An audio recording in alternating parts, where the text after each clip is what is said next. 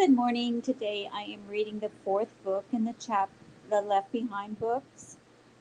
This is the fourth book, and I am going to be reading chapter 11. Rayford was learning joy in the midst of sorrow. His heart told him Amanda was alive. His mind told him she was dead. As for her betrayal of him of the tribulation force, ultimately of God Himself, neither Rayford's head nor heart accepted that. Yet with his conflicting emotions and turmoil of spirit, Rayford was as grateful for Mac's conversion as he had been for his own, for Chloe's and for Buck's, and the timing of God's choosing to put His mark on his own. Rayford would be eager to get Tyson Ben Judah's input on that. It was late Wednesday evening in New Babylon. Rayford and Mac had been working side by side all day. Rayford had told him the whole story of the tribulation force and each of their accounts of their own conversions. Max seemed especially intrigued that God had provided them a pastor, teacher, mentor from the beginning in Bruce Barnes. And then, following Bruce's death, God sent a new spiritual leader with even more biblical expertise. God has proven personal to us, Matt, Rayford said. He doesn't always answer our prayers the way we think He will, but we've learned He knows best, and we have to be careful not to think that everything we feel deeply is necessarily true. I don't follow, Max said. For instance, I can't shake the feeling that Amanda is still alive, but I can't swear that is from God. Rayford hesitated, suddenly overcome. I want to be sure that if it turns out I'm wrong, I don't hold it against God. Mac nodded. I can't imagine holding anything against God, but I see what you mean. Rayford was thrilled by Mac's hunger to learn. Rayford showed him where to search on the internet for Tyson's teachings, his sermons, his commentaries on Bruce Barnes' messages, and especially his end times chart that plotted where he believed the church was in the sequence of the 7-year tribulation. Mac was fascinated by evidence that pointed to Nicolae Carpathia as the Antichrist. But this wrath of the Lamb and the moon turning to blood, man, if nothing else convinced me, that sure did. Once their route plans were finished, Rayford emailed Buck his itinerary. After picking up Peter Matthews in Rome, he and Mac were to fly him and Leon to Dallas to pick up a former Texas senator. He was the newly installed ambassador to the global community from the United States of North America. You have to wonder, Mac, whether this guy ever dreamed when he got into politics that he would one day be one of the 10 kings foretold of in the Bible. A little more than half the Dallas-Fort Worth airport was still operational, and the rest was quickly being rebuilt. To Rayford, reconstruction around the world already clipped along at a staggeringly pace. It was as if Carpathia had been a student of prophecy, and though he insisted that events were not as they seemed, he seemed to have been prepared to begin rebuilding immediately. Rayford knew Carpathia was mortal. Still, he wondered if the man ever slept. He saw Nicolae around the compound at all hours, always in suit and tie, shoes polished, face shaved, hair trimmed. He was amazing. Despite the hours he kept, he was short-tempered, only when it served his purpose. Normally, he was gregarious, smiling, and confident. When appropriate, he feigned grief and empathy. Handsome and charming, it was easy to see how he could deceive so many. Earlier that evening, Carpathia had broadcast a live global television and radio address. He told the masses, brothers and sisters in the global community, I address you from New Babylon. Like you, I lost many loved ones, dear friends, and loyal associates in the tragedy. Please accept my deepest and most sincere sympathy for your losses on behalf of the administration of the global community. No one could have predicted this random act of nature, the worst in history to strike the globe. We were in the final stages of our rebuilding effort following the war against a resistant minority. Now, as I trust you are able to witness wherever you are, rebuilding has already begun again. New Babylon will, within a very short time, become the most magnificent city the world has ever known. Your new international capital will be the center of banking and commerce, the headquarters for all global community governing agencies, and eventually the new holy city, where Babylon One World Faith will relocate. It will be my joy to welcome you to this beautiful place. Give us a few months to finish and then plan your pilgrimage. Every citizen should make it his or her life goals to experience this new utopia and see the prototype for every city. With a couple of hundred other GC employees, Rayford and Mac had watched on a television high in the corner of the mess hall. Nikolai, in a small studio down the hall, played a virtual reality disc that took the viewer through the new city, gleaming as if already completed. It was dizzying and impressive. Carpathia pointed out every high-tech, state-of-art convenience known to man, each blended into a beautiful new metropolis. Mac whispered, "With those gold spires, it looks like old Sunday school pictures of heaven." Rayford nodded. Both Bruce and Tyson say Antichrist just counterfeits what God does. Carpathia finished with a stirring pep talk. "Because you are survivors, I have unwavering confidence in your drive and determination and commitment to work together, to never give up, to stand shoulder to shoulder and rebuild our world. I am humbled to serve you and pledge that I will give my all for as long as you allow me the privilege. Now let me just add that I am aware that due to speculative reporting in one of our own global community publications, many have been confused by recent events. While it may appear that the global earthquake coincided with the so-called wrath of the Lamb, let me clarify.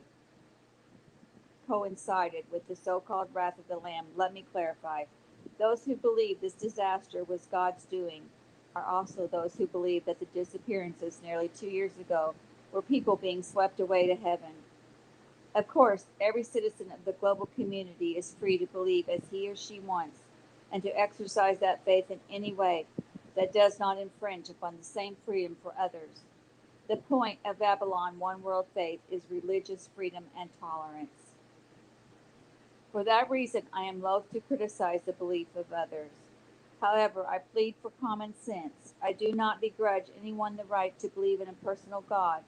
However, I do not understand how a God they describe as just and loving would decide who is or is not worthy of heaven and affect that decision in what they refer to as the twinkling of an eye. Has this same loving God come back 2 years later to rub it in? He expresses his anger to those unfortunates he left behind by laying waste their world and killing off a huge percentage of them. Carpathia smiled.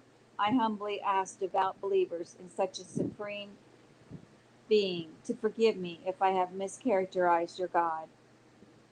But any thinking citizen realizes that this picture simply does not add up.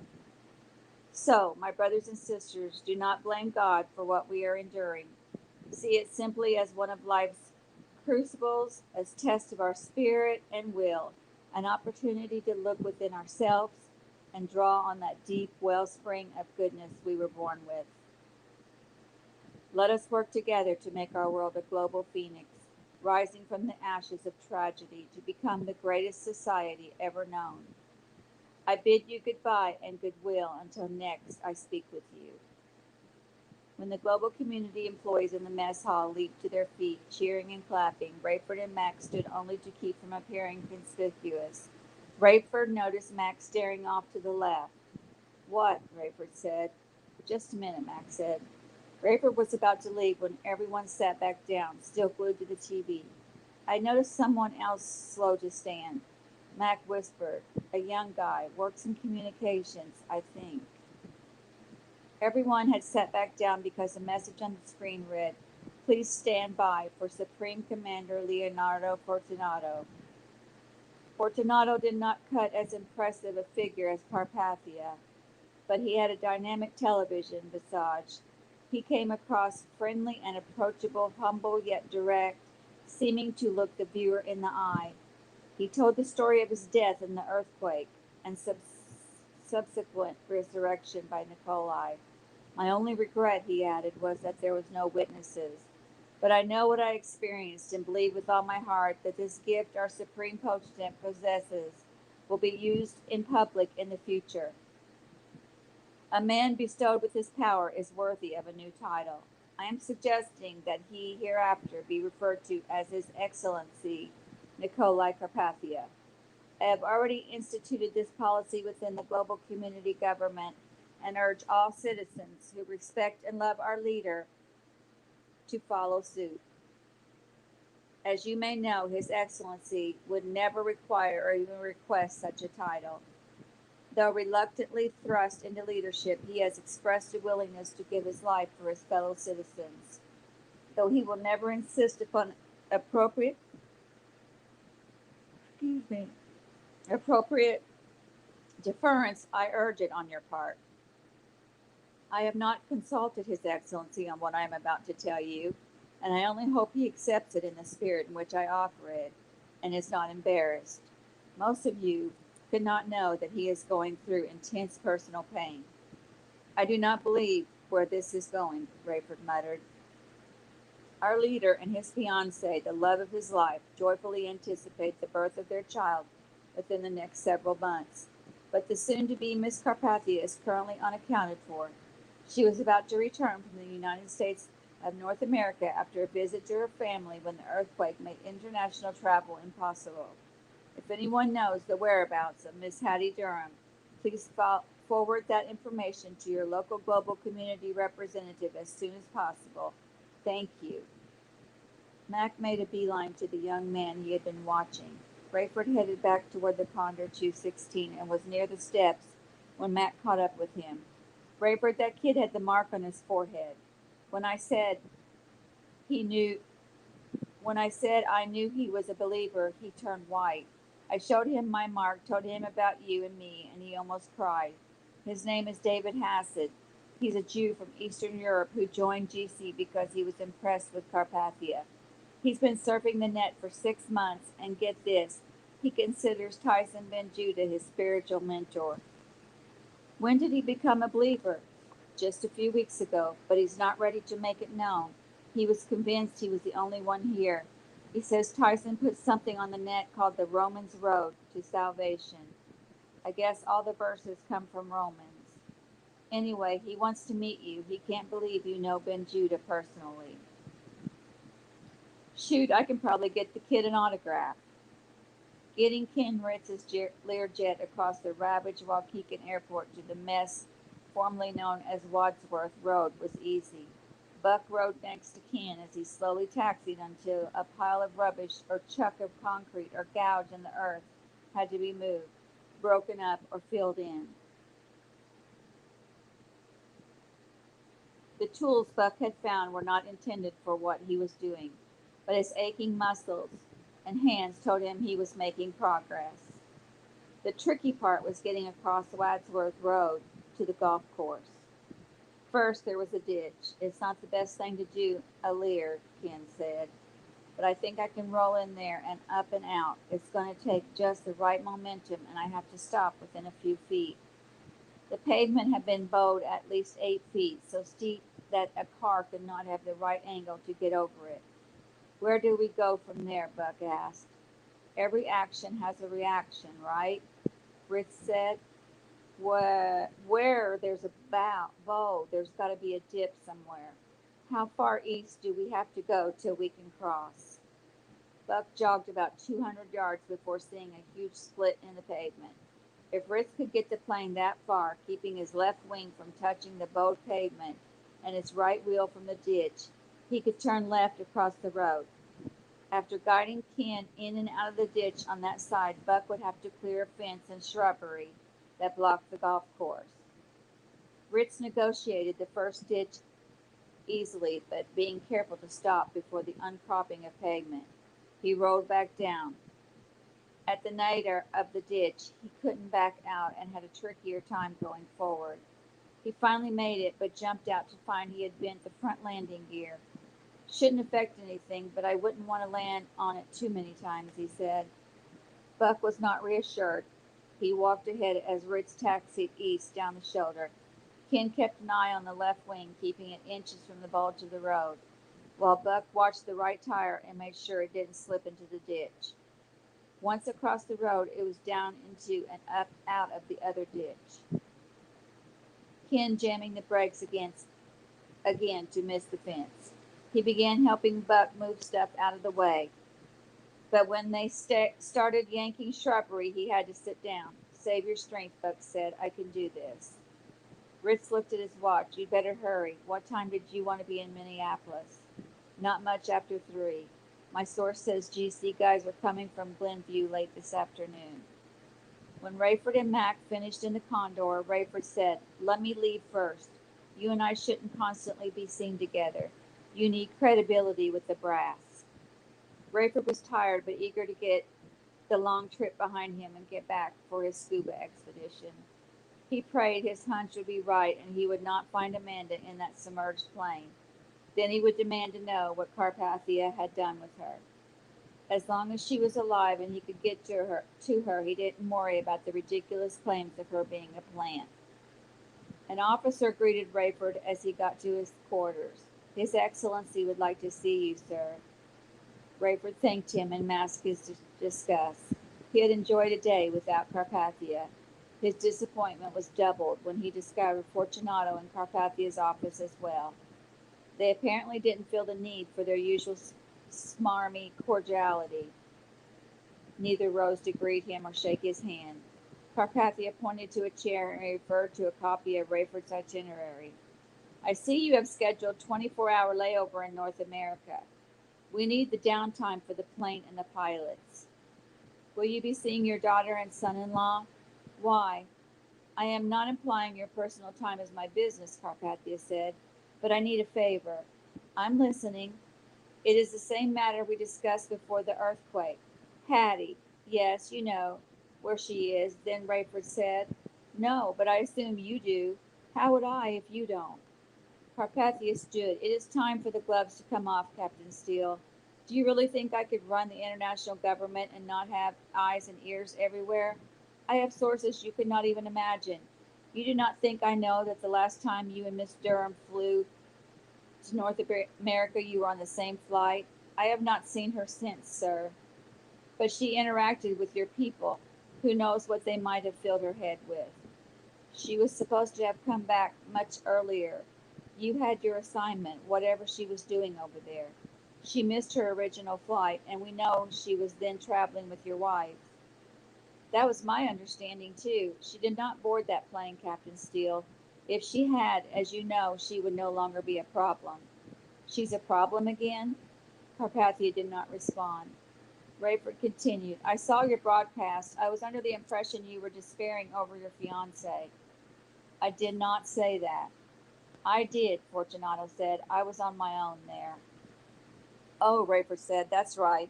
His Excellency had no idea you were going to confer divinity upon him and then overstate his turmoil over the missing fiancé.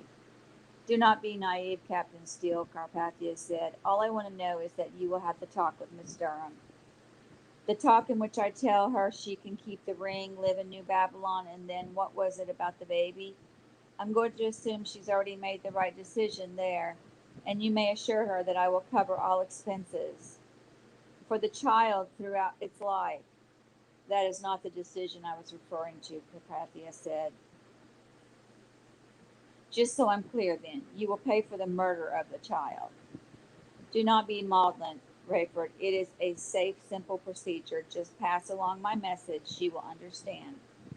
Believe it or not, I don't know where she is, but if I do pass along your message, I can't guarantee she'll make the choice you want. What if she chooses to bear the child? Carpathia shook his head. I must end this relationship, but it will not go over well if there is a child. I understand, Rayford said. We agree then. I didn't say that. I said I understood. You will talk to her then. I have no idea of her whereabouts or well-being. Could she have been lost in the earthquake? Carpathia said, his eyes brightening. Wouldn't that be the best solution? Rayford suggested with disgust. Actually, yes, Carpathia said, but my contacts believe she is hiding.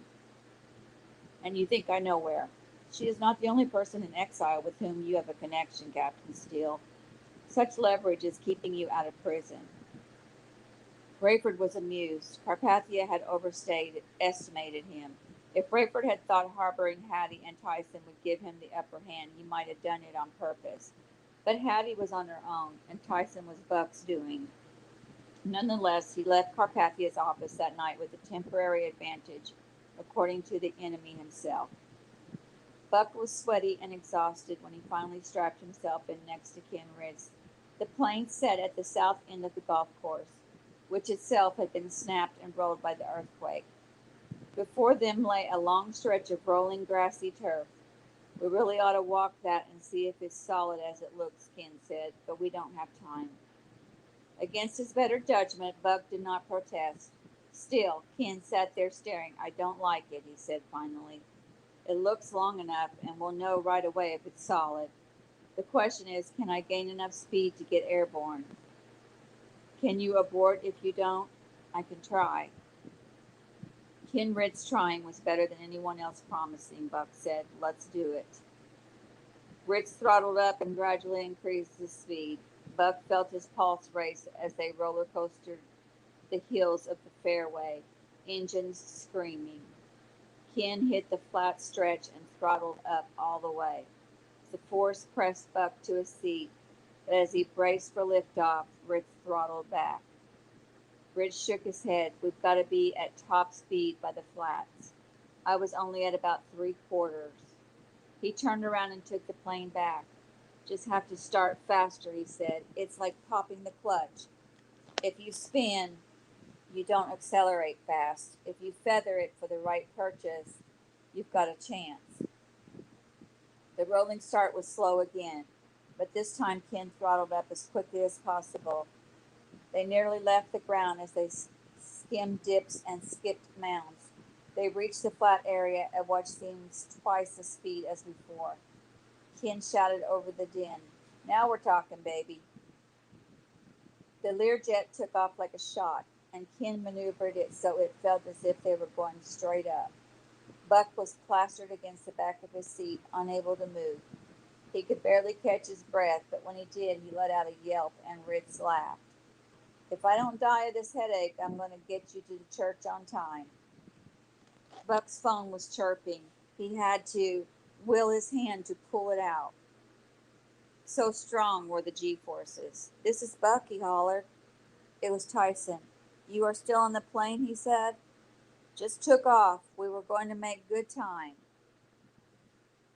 Buck told Tyson about Ken's injury and getting him out of the hospital. He is amazing, Tyson said. Listen, Cameron, I just received an email from Rayford. He and his co-pilot have discovered that one of the Jewish witnesses works right there at the shelter. A young man. I will be emailing him personally. I have just put out onto a central bulletin board the result of several days of study and writing. Check it when you get a chance. I'll call it The Coming Soul Harvest. And it concerns the 144,000 witnesses, their winning many millions to Christ, the visible seal, and what we can expect in the way of judgments over the next year or so. What can we expect? Read it on the net when you get back, and please talk to Ken about getting us to Israel. That seems impossible now, Buck said. Didn't Rayford tell you Carpathia's people are claiming to have helped you escape so they can be reunited with you? Cameron, God will not let anything happen to me for a while. I feel a huge responsibility to the rest of the witnesses.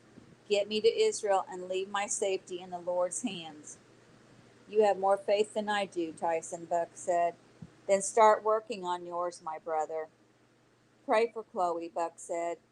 Constantly, Tyson said, for all of you.